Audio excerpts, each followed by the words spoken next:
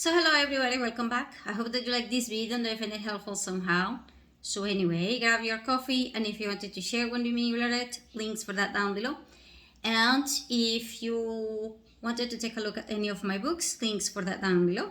And this is a requested video. It's about how to handle money when there is no internet whatsoever, and when you have a lot of issues with transactions and things like this. And so I'm going to tell you right now, if you're thinking that economy and finances is the same, they are not.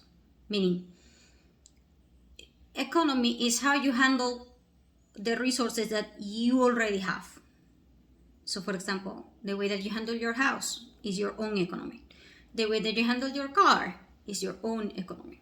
The way that you handle whatever it is that you already have is how you handle your economy.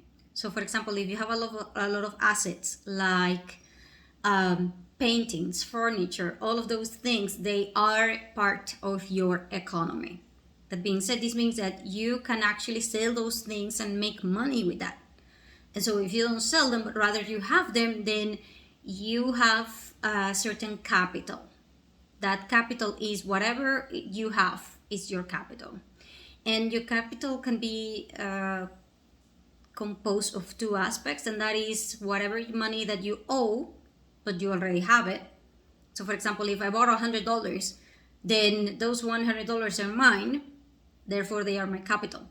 But they are not mine per se, because I have to return it eventually. But at this moment, because they are in my possession and I am handling it, as in I am managing it, they are my capital and they are part of my economy, okay? So there is microeconomics, as in the things that the government will do. Then there is microeconomics, as in whatever the companies are going to do, and whatever the small, tiny consumers, as in households, are going to manage as a general community.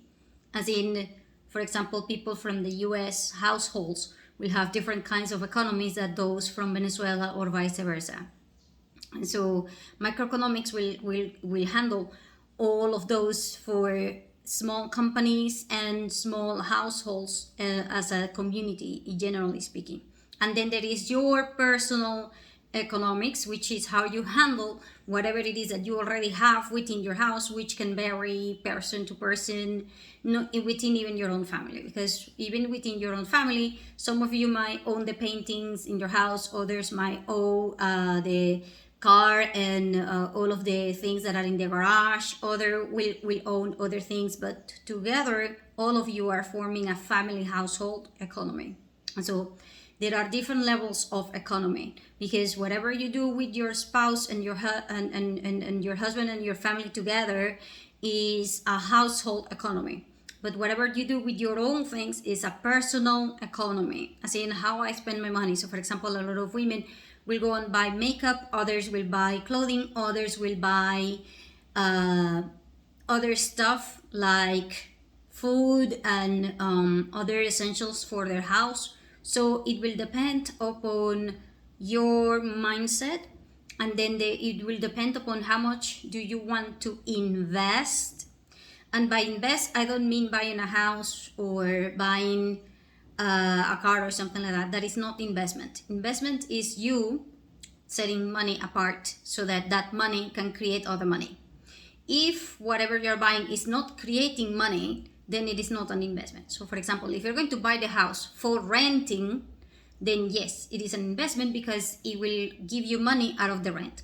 However, if you're going to buy the house for your personal use and all of that, it is not an investment. It is just an asset, okay? And it is an asset because you can sell it later. It's part of your capital.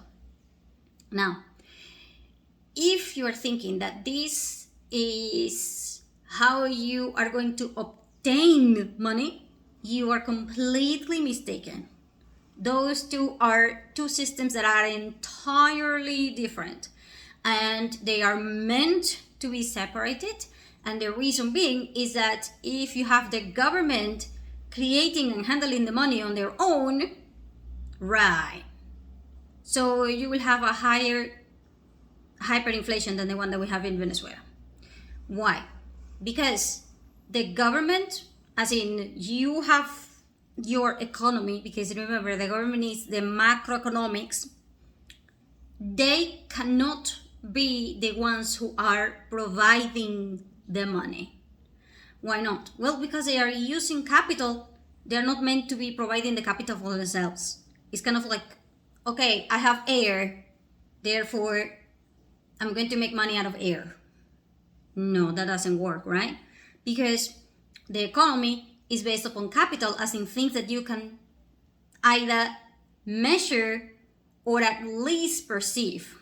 Perceive meaning, okay, there is something in your economy called your reputation, as in your trademark, and there are a lot of other intangible things that you cannot measure, but they are there.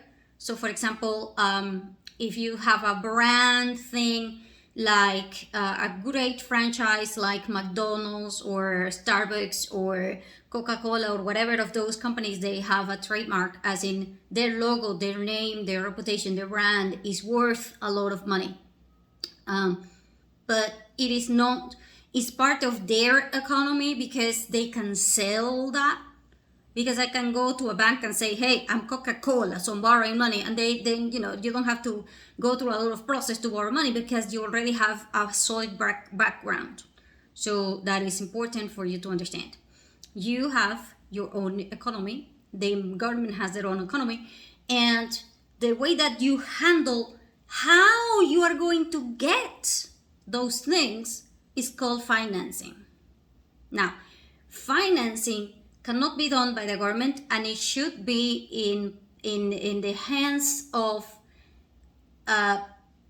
private ownership, or at least it should be backed by a lot of things, meaning not necessarily whatever the government says, because otherwise the value of the macroeconomics entire system will be zero. And in fact, it might be even in the negative numbers. Reason being, well, how many people do you know that will trust the government 100%? And how many people do you know that can affirm and can confirm that the government is always clear about what they're doing with their own economic data? Is sometimes not even their own government knows what they're doing with the money. It's like I have 40,000 departments and I have no idea what the 40,000 departments are doing. That's why you have corruption and you have a lot of things, and that is why financing the government cannot be done by the government on its own, and it should be done by taxing, which is the way that they finance the government, is by taxes, as in we provide money for the government and they do their job regardless of whether they do it or not or whatever. And then there is a private enterprises that are supposed to manage gold and are supposed to manage solid, strong assets, and then they will back it up and create what we call money. Problem. When you have the power in charge of governments that are fighting each other, then both economies need finance, and then they need somehow to get capital to do whatever it is that they're doing. If you have the people that they cannot provide you more, then they need to have another way to get money. And at this point in the US, when they were going to go through the independence process, they decided to not back up money again with gold and silver or copper or diamonds, because money was backed by several items, not just gold, okay? I mean, it's not like you were going to go and buy one rose and then you were going to say, hey, I'm paying you in gold, okay? So there were several ways to back up your money, and that was by copper, diamonds, ore, as in iron and other stuff, okay? And so basically metal, things that people could actually go and trade almost immediately, and they were okay with that because everybody can understand the value of metals. Okay, it's universal. The problem is recognizing metals. A lot of people will not recognize metals right now and all of that, but that didn't happen a lot before. Okay, and so financing meant that the government and the households and the companies and everybody needed money. They couldn't get it, especially for independence processes, and so they went and said, okay, but our economy also has the intangible asset of what we represent.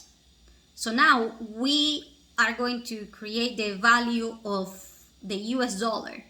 We are going to say that this money is represented by freedom and this and this and this and this and this and this and that. Therefore, we don't need another backup. Our backup is the fact that we can provide everything. I mean, we might not have the gold or whatever, but we will provide you with everything that you need. And therefore, they created the bills. When they created the bills, they were backed to a certain point with metals, but they were also backed by the idea that if you would rather have US dollars than anything else, you will be able to retire, you will be able to be in a safe place, you will be able to obtain a lot of benefits like safety and security that you did not get in other places. This was also done not just by the US government, but also Venezuelan government and other governments in the entire planet, okay? In the entire planet, in the even in the 1950s and 60s, Venezuelan currency was thought of in the entire planet. The entire planet was like, we want Venezuelan bolívares. Why? Because Venezuelan's government at that time was as strong as the United States in terms of providing security and stability and everything. Meaning, you came into my country and you were able to work for 2 years and buy a house. Like, more than half of the price of the entire house. You could just go and say, I want it, that's it. And work another 2 years and you were done. You have your own house. And fully paid in 2 or 3 years worth of your work. And so all you needed to do was save a little bit, and then you could buy your own house 3 years later. I mean, where exactly can you find that right now? In the 1960s, it was like that. I mean, and if you can buy a house with working as a security office guy for 3 years, you work, and then with the money that you save, it's enough for you to get a house. Then you can retire, you can work, and you can do whatever. So the money was strong, and therefore the finance of everything, as in everybody was willing to pay the taxes, everybody was willing to do everything. And the banks were also willing to do a lot of things, and the construction crews were willing to build a lot of housing and all kinds of things related to finance, because there were people that were able to buy these things, and there were people that were able to provide the money at the time that it was needed. And so financing means the timing in which transactions between all parties of the microeconomic systems and the microeconomic systems and the household systems are working together. For this, there are financial institutions and there are banks. Meaning, okay, so I want to buy a house, but I can only afford 80% right now, so please lend me the 20% more. And then the bank goes, I will give you the money, and then you will pay me more. It's called interest, okay? So the financial institutions will provide you money, and then you have to give up a little bit of the money that you're making, because if they are giving you 100, you will have to pay back 110. And that is the price of money. That is the price of your currency. And so the price of your currency is called interest, the interest rate. That one is supposed to be controlled by the government. That one is not meant to be provided by the banks or any financial institution. That is not the way that it goes. The financial institution will provide you with the money so that you can do whatever it is that you need to do. However, they cannot go, okay, I borrow $100, but tomorrow I have to give you 500. Huh? You go, I borrow 100, I should not give you, it might be fair to give you, I don't know, 20, 30, 40. But why do you now think that I owe you 500? I just borrow 100. See what I mean? So finance means that somebody who has surplus of money, or a company that handles the money for everybody who is rich or everybody who is making investments, will provide you with the money and they will charge interest. And so they are making money and therefore everybody wins. You win because you can solve your problem and you don't need to wait another year or maybe 10 years or whatever it is so that you can buy the house. Or maybe you have an emergency and now you need a credit card and you need other stuff. And so financing means you can solve your problem now. And that is because people are safely thinking, they believe in your capacity to pay them back. Now, this means several things. This means that your finances in your entire place will depend upon you paying it back. If you go to another country and then somebody lends money, and I lend money to 10 people, and out of 10 people only one person pays me back, then that country's reputation goes through hell and no one is going to invest there. Why? Well, because if I'm going to pay you money, give you money and say 100 and then you have to give me 110, but I ended up losing the 110, and then on top of that I have to get lawyers and all of that to collect the money, and now I am actually spending 130 and then I get nothing, then I'm not doing it. And so financial depends upon the reputation of the people that will pay the money back. And it will also depend upon the security of people paying me back. Actually, for example, if I say I'm giving you 100 gold today, and then tomorrow you return with 100 copper, because all of a sudden gold is worth nothing, then that is a big problem, right? Because I gave you gold, I'm supposed to get gold, not copper. So sort of like that.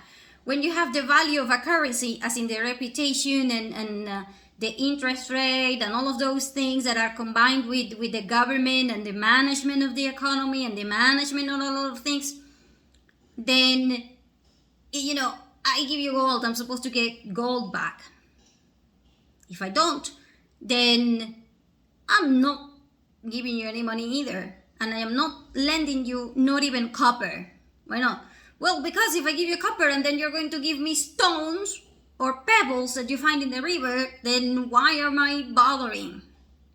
See what I mean? So that is called the value of your own currency. And the value of your own currency depends upon the reputation of your country, depends upon the management of the entire macroeconomic process, the entire microeconomic process. Because if I'm going to lend you money so that you can go and buy makeup and look pretty while you're drinking and partying, okay, so basically I'm financing you to have fun.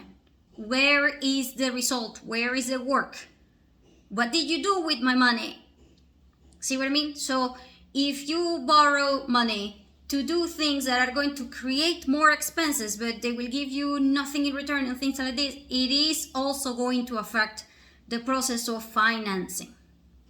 Now, in hard times, what happens is that the credit cards will not work at all. like literally, because credit cards are kind of like what I just told you. They are lending you money in a currency that is unstable. If I am lending you 100 US dollars, but you're returning me 10 euros at the end of the thing, I lost the money. See what I mean? So credit cards are going to be like in that situation. If the inflation, as in the interest rate, will not cover the costs of whatever it is I am doing, financing won't work. The banks will make money by investing into things that will actually withstand time. Meaning, okay, I'm a bank. If I lend money to consumers and they can't return the money, or when they return it, it's like me giving gold and returning with pebbles. No, I can't do that, because otherwise, I will get sued. I will lose the money. I might go to jail, blah, blah, blah, blah, blah, because the government will be like me, blah, blah, blah. So what am I going to do? I still have all this money that I need to invest, as in I need to make sure that I can get more money back.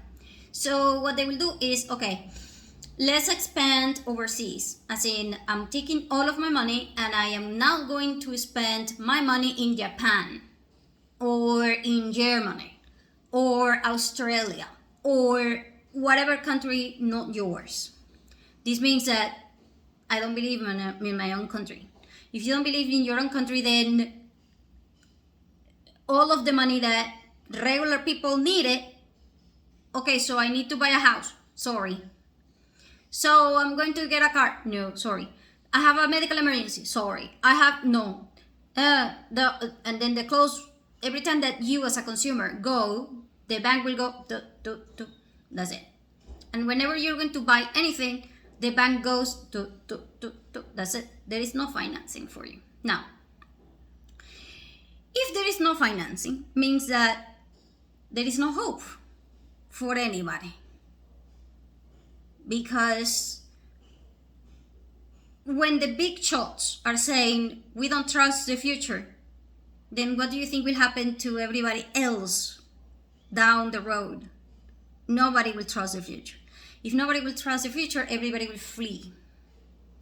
And then it will create migration, it will create huge problems for the health industry, the insurance industry.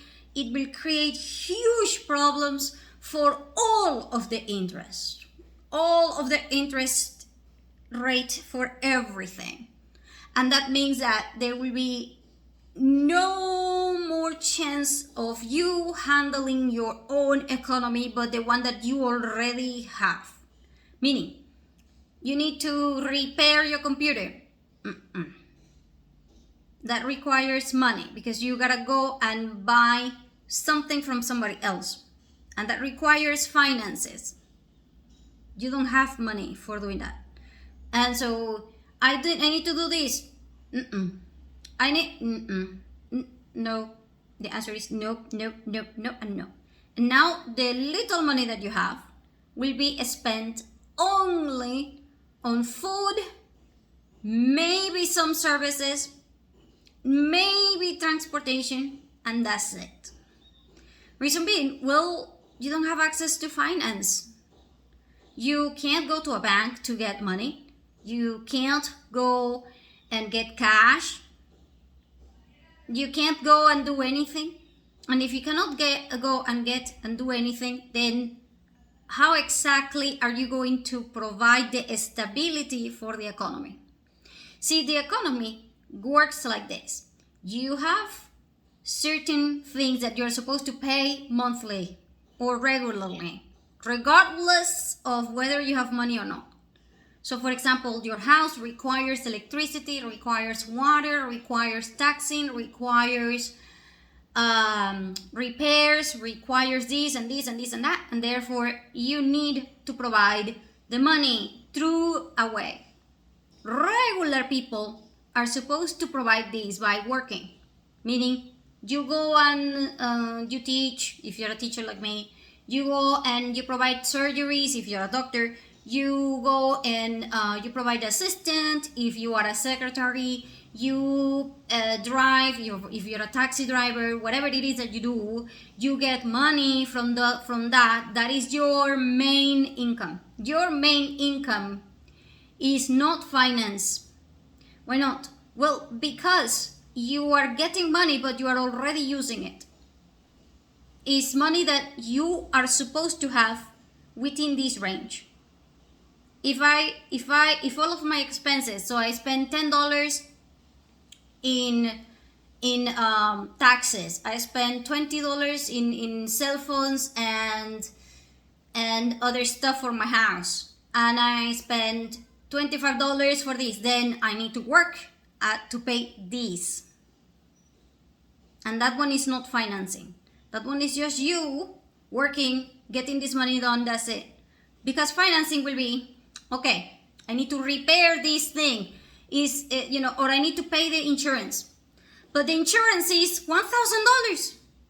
So I'm not going to pay $1,000. I don't have $1,000. So I go to the bank or the insurance and say, hey, divide that payment into 12 or into 4 or 10 or whatever. And then I go and then I said, okay, now I gotta pay 80 until I get a little bit more than 1,000.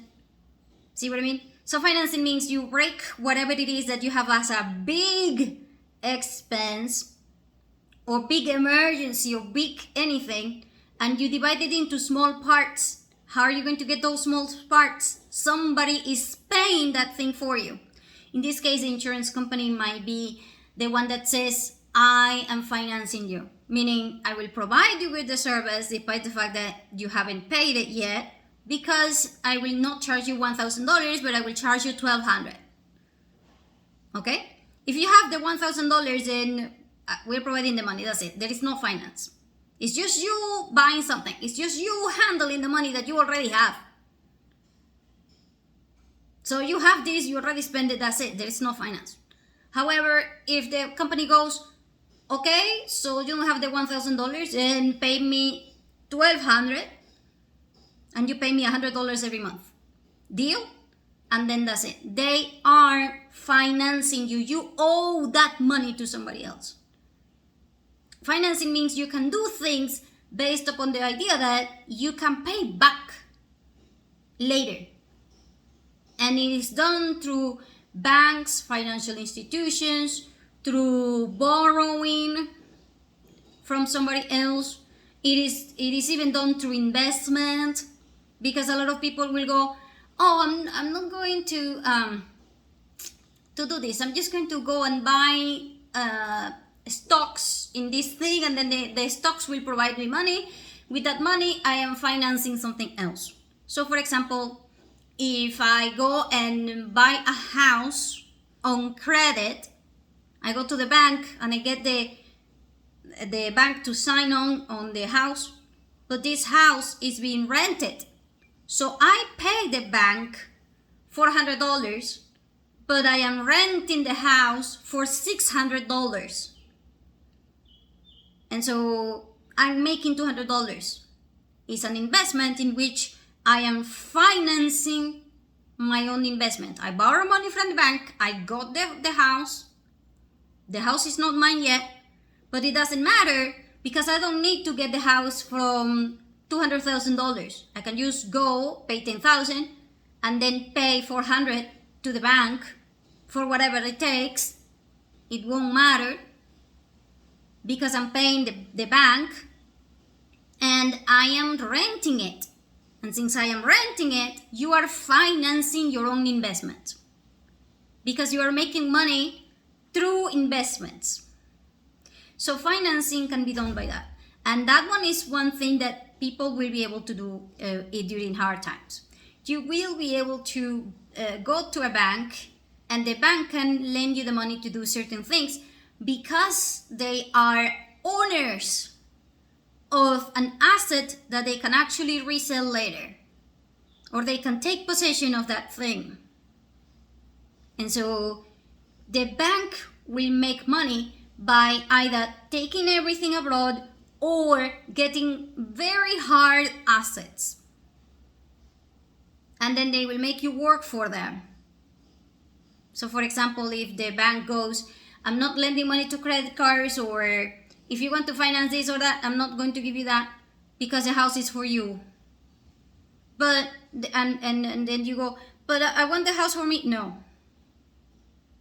I'm sorry, you are denied. However, if you already have a house and you say, hey, I'm just going to get a second house and then rent it, the bank will go, okay, that one we can do. Why?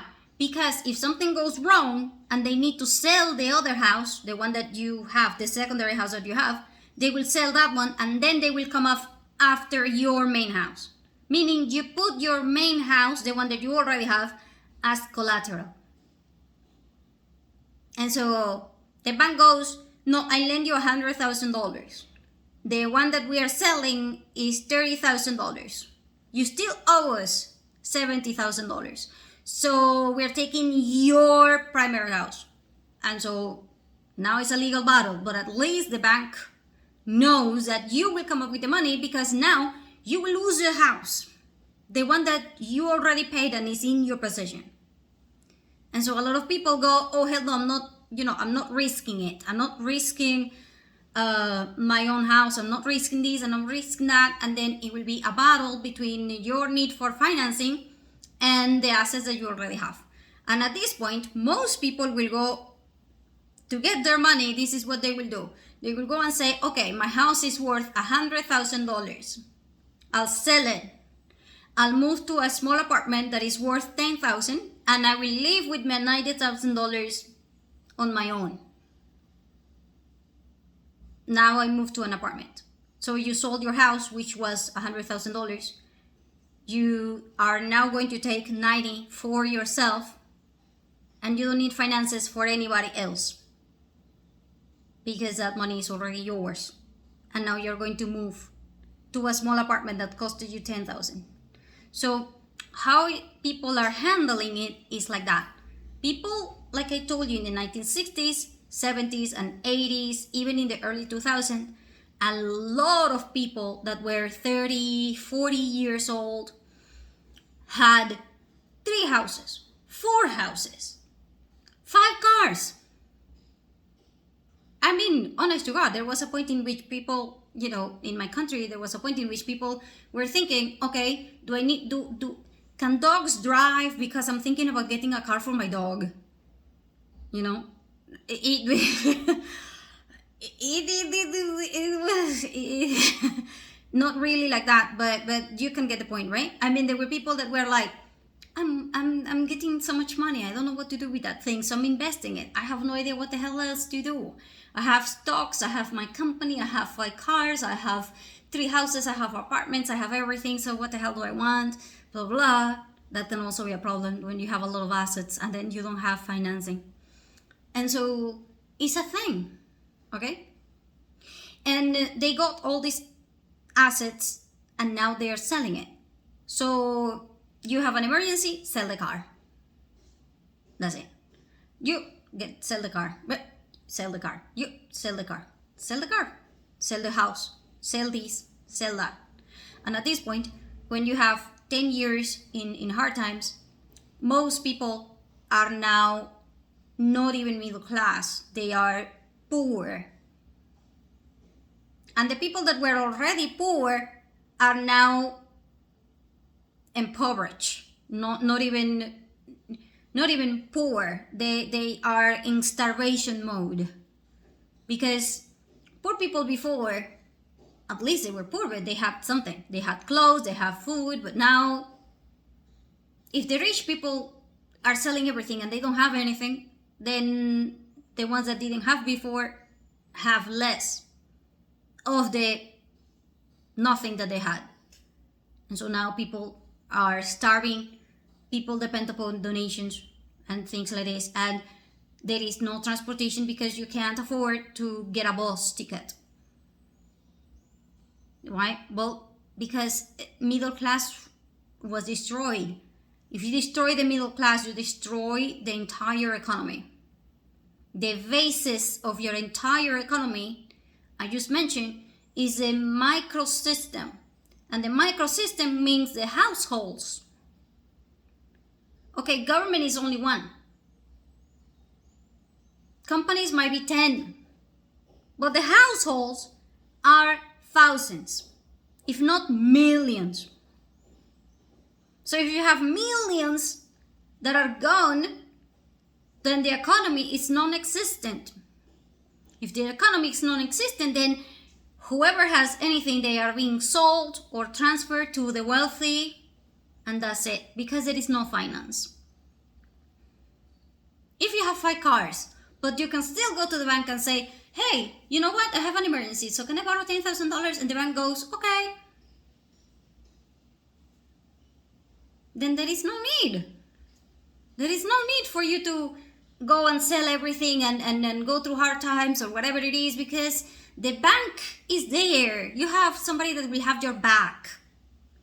But now, there is no credit cards. There are no jobs. Why there are no jobs? Well, because nobody is financing the companies. Because if you're going to finance the company, then the bank goes, who are you going to sell all of these things to? No. And just as the banks and everybody else will go, oh no, I would rather go abroad or something else, the companies will go, but I am here, I need money. Go and sell something. So the company goes and sell their machinery. And if you sell the machinery or you sell their assets, you sell your car, you sell everything within your own company, not your house, but your company, then what else? The company went bankrupt. When companies go bankrupt, then there is no more jobs. If there is no jobs, there is no economy. See what I mean? Your job is your economy. Your finance is whatever money that you have extra that doesn't come from your job. But whatever money that you have extra after you have paid all of the expenses that are regular, your bills.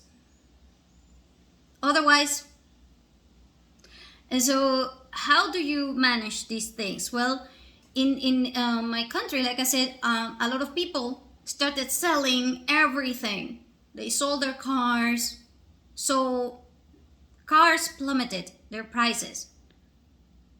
Because if I see that everybody else is selling the car for 10,000, but I need the money now, I will tell you 8,000. And so a lot of people will go, I will also give it to you for 8,000 because I also need the money. So the urgency of me needing money today means I'm burning through my assets. And everyone is doing that. Everyone has done that. And so if you do that, then you don't have assets anymore. You don't have anything that can back you up as your own economy. And if you don't have things to back you up, then what exactly are you going to do? You don't have reputation and you don't have anything. And everybody's leaving. So you're thinking, okay, but at this point you can have other things like Bitcoin, whatever, right?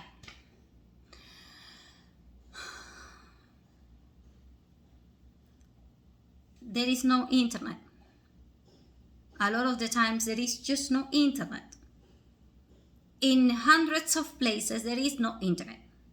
Now, in some places it's like my city and the capital city and other places there is internet. And they could be asking for certain things, but still, that is just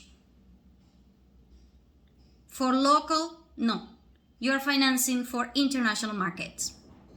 Meaning, okay, so I have a Bitcoin machine, but I have it and then I'm selling the Bitcoin to the US. Why? Because they can give me US dollars and then I can use them here.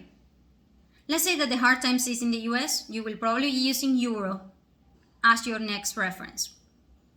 You will either use Euro or Japanese Yen. if you ask me, or maybe the British pound, one of those three. If you're thinking we're going to use Chinese yen, I forgot the currency name for the Chinese, but Chinese currency or whatever, then that will work. However, like I said, the reputation, which impacts finances like you have no idea, the reputation will go and plummet that transaction. And so if the reputation from from the US perspective is better from Germany, then that's where you're going, because you want to find out which countries are providing stability and hope and future and all of those things. If you're thinking that that's Japan, then it's a Japanese yen. If you're thinking it's Europe, then the European Union thing. If you're thinking is the UK, then the UK. If you're thinking it's Africa, then it's the African currency. And if you're thinking none of those work because you don't trust the government anymore, blah, blah, then it will be gold. And at this point, you will have a lot of financing and a lot of pressure into getting gold. But there are two aspects of this thing, and that is you can get the mine, as in the paper. You can get paper that says, I own a mine. I have no idea how much there is in there, but I have money in a mine. So if the mine doesn't work, then you have a paper, but you don't have the mine, or the physical one. And so it is a thing. But in my country, we are using the US dollar cash. Problem, when you don't have cash, like coins to pay back. So if it is something, for example, $4.50, and I have a 10, I'm supposed to get $5.50 back. I will never get it back. And so I have to go through another way to come up with the $5.50, either from their side to me, which I'm buying, so they have to give me that money back whatever way they can, or I have to make it up until 10 so that the exchange will be okay. So I will have to increase my expenses because I need to spend $4.50. But since it needs to be 10 because they cannot pay me money back, then that will also impact your finances and everything else. Because you needed to spend $4.50, but now you're gonna spend 10. That means that those $5.50 are no longer there for you to use in all of the things that you were planning to use it for.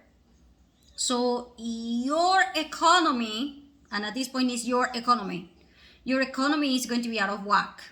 Because the $5.50 that you were supposed to use for paying electricity, I'm sorry, I had to overspend it in the shopping mall. Right? Well, they didn't have change.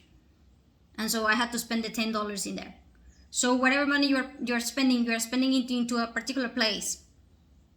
Whether you're spending, whether you're getting the things that you actually needed or wanted, or the quantity that you were needed or wanted, that's irrelevant. You're not getting that. Because they cannot give you money back. And it will be kind of like, okay, so you are in the US right now. How many Japanese yen do you have in your pocket? Let's say that you are now going to use Japanese yen as a reference. Or let's say that you are now going to use euros. So how many euros do you have? And then you go, I don't have. All right. And do you have coins to give you, pennies? Euro cents? Do you have those? No? Okay. So, congratulations. So now you're going to overspend. Not because you want to, but because you have no choice. And the choices on your expenditure within your own economy will drive you completely crazy, especially when you go and you have share accounts. As in, you gotta go tell your husband, oh, I need $5.50 back. I just gave you 10. Why do you need 5 more? Why didn't you pay the electricity? Well, it's just that I went to the grocery shop and I got the meat, and then I got rice and other stuff. What do you mean you got rice and other stuff? We don't need those. Yeah, they didn't have money back, so I had to spend it all. What do you mean you had to spend it all? Yeah, it's like that. So first fight that you're going to have is that one. Is the fact that you will be overspending. The second one is going to be not just the overspending, but it's going to be the fact that your company will go, you know how last year we gave you a bonus of $100 by the end of the year? Yeah, this year is not going to be $100, it's going to be 10. What do you mean? For 20 years, I have gotten $100 every single year for Christmas. Yeah, this year is 10. What I am counting on that money. Oh, and by the way, everybody will get their hours cut out. As in, you were working 40 hours, now you're going to be working 20, and the salary is going to be less than half. So let's say that I pay you 2,000, I'm now going to pay you $800 for 20 hours for half. What do you mean half? If it is half, you should give me at least 1,000, because it was 40 hours, I got 2,000. If it is going to be 20 hours, you should give me at least 1,000. No. Sorry, we only have 800. So 800 for you, and it is going to be 20 hours. Take it or leave it.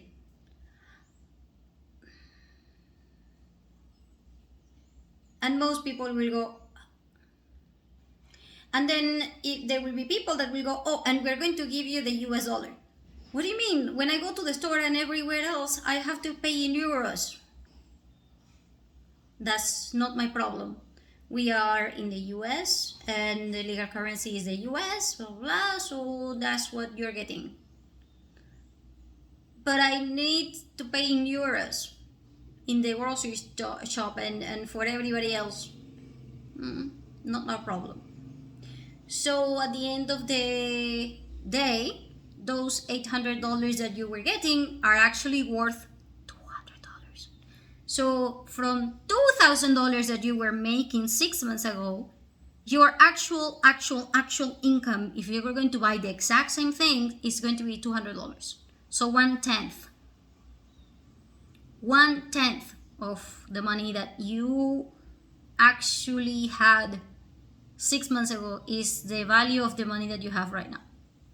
Which means that a lot of people go, I'm not working anymore. I'm not working, I'm either leaving or I'm not working, I'm going to be on my own. And the second that you say, I'm going to be on my own, this means very, very, very likely separation of your family. Especially if you have a lot of other issues involved, which they will be there. And you gotta figure out how you're going to handle that one. And so the lack of finances means that your wife will feel extremely anxious. And if she is anxious, you need to make sure that she tries to sleep. However, that's not going to be very easy, which means that very likely this will affect your family life. And very likely this will affect all kinds of other stuff. So no finances basically means the end of the middle class, the end of the economy. But the economy cannot die. It just have to change. So how does it change? Well, the richer will get richer.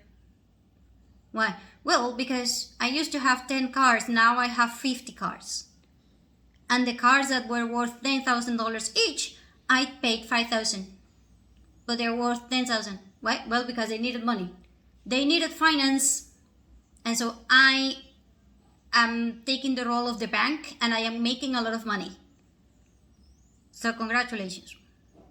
And then the other part will be everybody's moving online to make businesses because it is very, very, very expensive to have, to pay rent, transportation, to pay for all kinds of paperwork and all kinds of things that are in the physical aspect of the store, blah, blah, blah.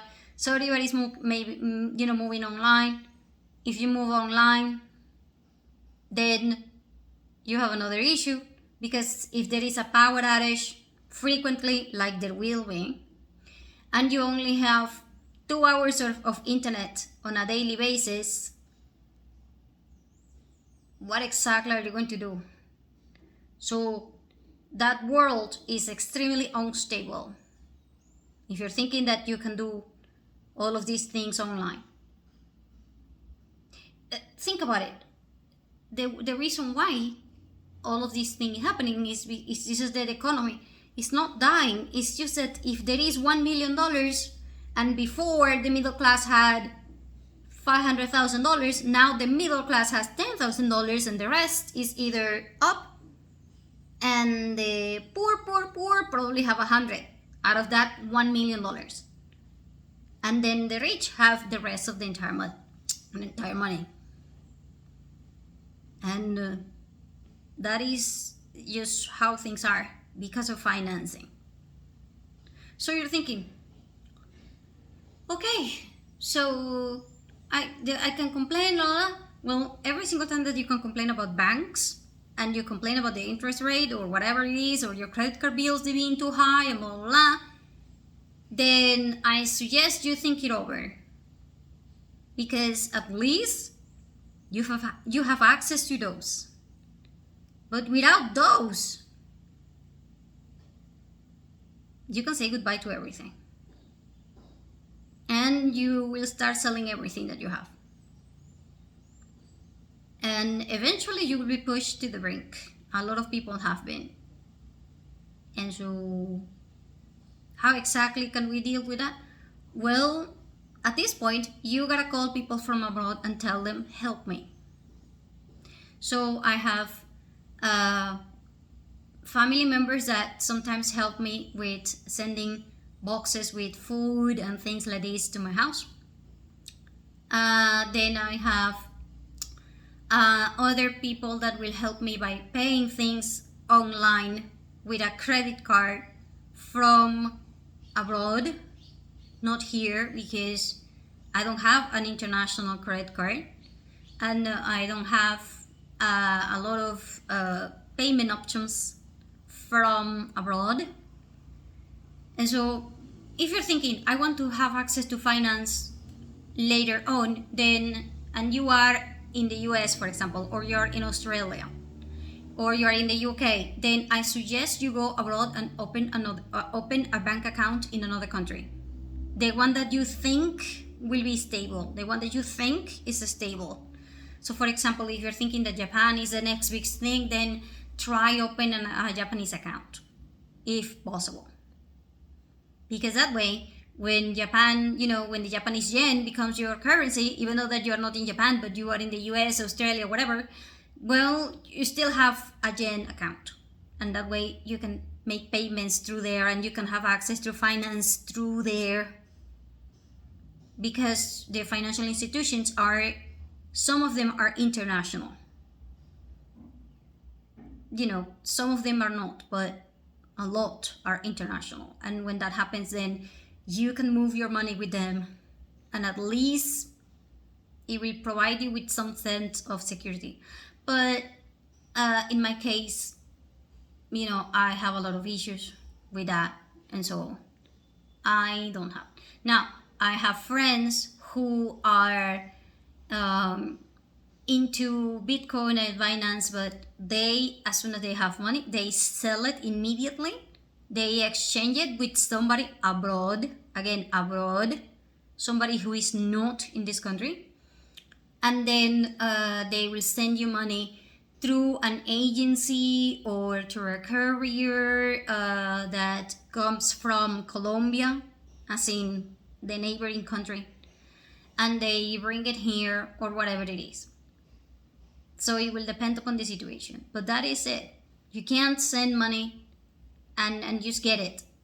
So if you're thinking, what else can you do? Well, if you're going to say, for example, that I want to get money through Western Union. Okay, so I have a family member, I have a friend who is going to give me $1,000 from Western Union. Right. If you go to Western Union here, if you're thinking, he paid the commission there, so I should get the $1,000. Right. Number one, I'm not getting $1,000. There is a lot of restrictions. Number one, you cannot get more than $100 daily. Period. You won't get more than $100 daily. Number two, you need to pay the commission here as well as the one that they had, over there or whatever, what they were there, because you have to make the transaction here. Meaning, the commission is not necessarily the money that Western Union per se charges. The commission is the taxes and the exchange rate that the government has set up and all of these things. So at the end, you ended up getting like 92. It's not that the Western Union is not going to give you the $100. It's just that they need to take the things out, like the exchange rate or whatever. And so if you were going to the black market or through somebody else, so for example, you just have $100, $1,000, and you're going to send it to somebody else, you can get the $1,000 here in Bolivares or whatever, and then the exchange rate for the Bolivares is 120. But the exchange rate official, because remember, this is an official channel, meaning it is controlled by the government and all of that, they need to take the taxes out. They need to use the $100 exchange rate rather than the one that is 120, which is the real value of the currency. And so now you're losing money. So instead of me getting $100, I'm getting 92. Sometimes I'm getting 85. Sometimes I'm getting 93, depending upon that fluctuation that I have right there. And like I said, I need to spend money to go to Western Union physically, register, and now the government knows that I have this money and I have to declare that I have this money. And they can even say, where is this money coming from, and retain it, thinking that you have illegal activities going on or whatever, because how the hell can you get $1,000, blah, blah, blah. So you getting that money is just not doable. Because you lost money because of the exchange rate. You lost money because now you gotta physically go there and get it. You lost money because now you have to register, pay taxes, and do a lot of things with that. And then on top of that, you're not getting the $1,000 on one go, but you have to get $100 daily. So, best choice, finance from abroad. So a lot of companies will do that. So for example, if I want to go to buy a supermarket, go to a supermarket, I can ask, do you have an account abroad? And the supermarket, as in companies, not you, companies, will tell you, yes, you can pay through this one or that one. And then, some of them have European accounts, some of them will have US account, some of them will have Canadian accounts. And so they will tell you, you have family in Canada because the bank is Canadian. And then you gotta find somebody who has Canadian bank so that they can put money and make a transfer to the Canadian account. And then you go to the bank again and say, hey, in Canada it was deposit $100. And then they will go, oh, okay, I have $100 here. So you can spend $100 in the supermarket. And that's how you do it.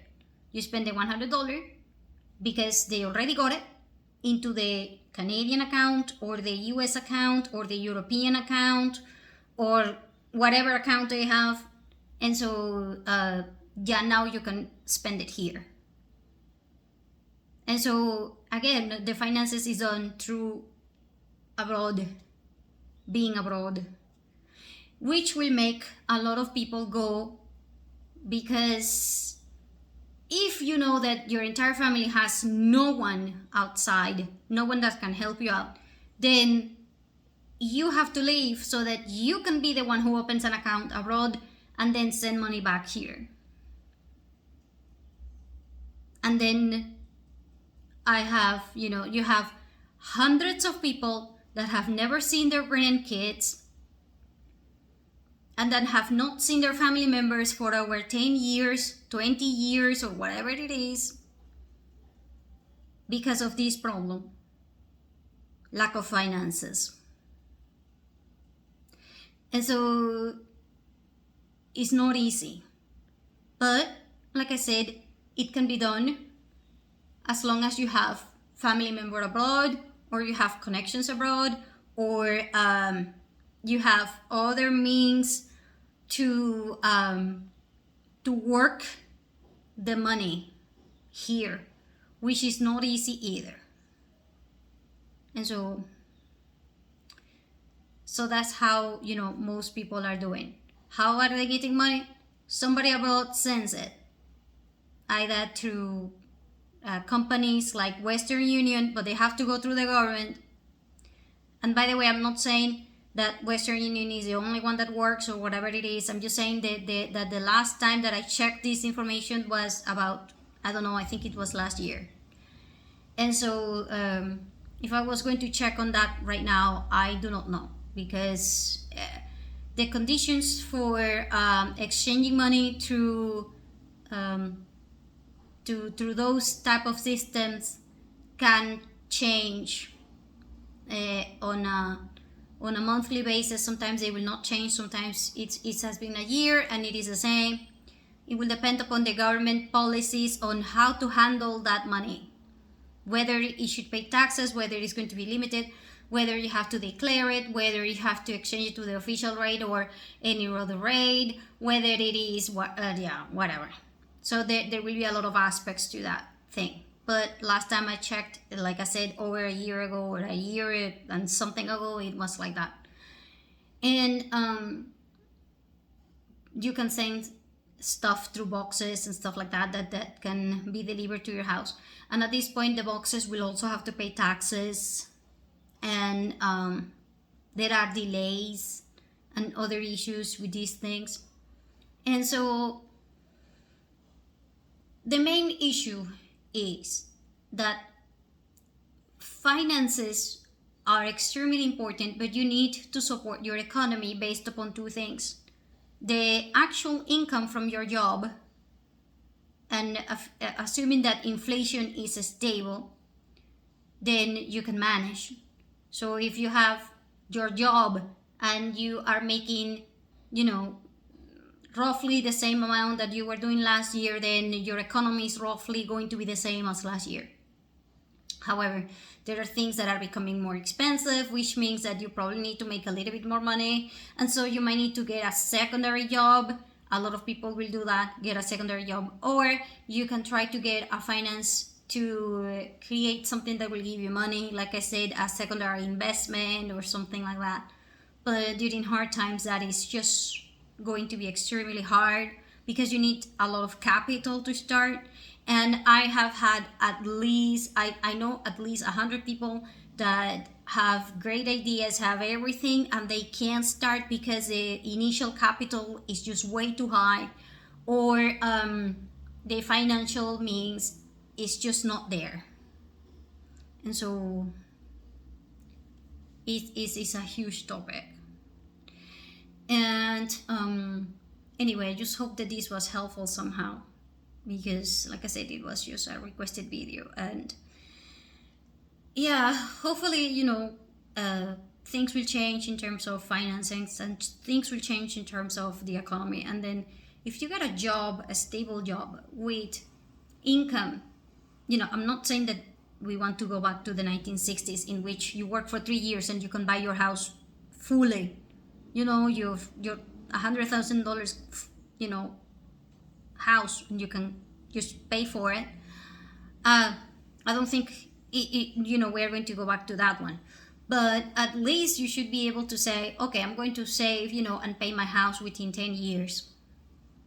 Because if you are 20, or if you are, 18, and you're starting to work, and you have, your whole life ahead of you, and you can get your house and being 18 or 20, and you can get your car, you can work, and you can, get all of these things for you, and you can afford them, then that's the whole point. But if it's going to take you 150 years to pay your car, or 400 years to pay your house, then it's like you will need 10 lives to pay your house. That so you need to have an economical system that works, and the economical system is not the same as the finance. Okay, it's just that one. So, to put it bluntly, economy is how you handle the money that you already have, with the expenses and the things that you already have, which could be regular and irregular. And the finances is how exactly are you going to get the money besides your current job. So anyway, thank you for staying tuned. See you again soon.